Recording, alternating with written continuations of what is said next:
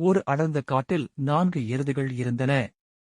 அவை ஒன்றாகவே வாழ்ந்தன, ஒன்றாகவே மேய்ந்தன, எப்போதும் இணை பிரியாமல் இருந்தன. அவற்றின் இந்த ஒற்றுமையால் எந்தவொரு வேட்டையாடும் மிருகமும் அவற்றை நெருங்கத் துணியவில்லை. அந்தக் காட்டில் ஒரு சிங்கம் இருந்தது. அது பலமுறை அந்த எருதுகளை வேட்டையாட முயற்சித்தது. ஆனால் அவை 4ம் சேர்ந்தே எதிர்த்ததால் சிங்கத்தால் ஒருபோதும் அவற்றை வீழ்த்த முடியவில்லை. எருதுகளைத் தனியே பிரித்தால் மட்டுமே வேட்டையாட முடியும் என்று சிங்கம் முடிவு செய்தது. எனவே அது ஒரு தந்திரத்தை கையாள நினைத்தது. சிங்கம் ஒவ்வொரு எருதிடமும் தனித்தனியாகச் சென்று மற்ற 3 எருதுகளைப் பற்றி தவறான தகவல்களைச் சொல்ல ஆரம்பித்தது.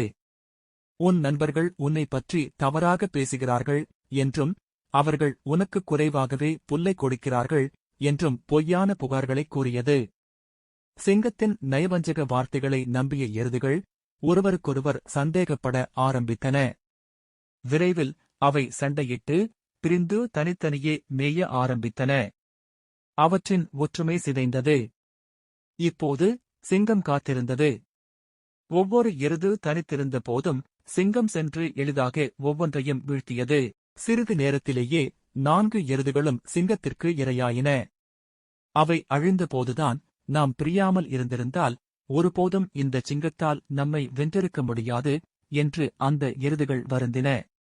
நீதி, ஒற்றுமையே பலம்.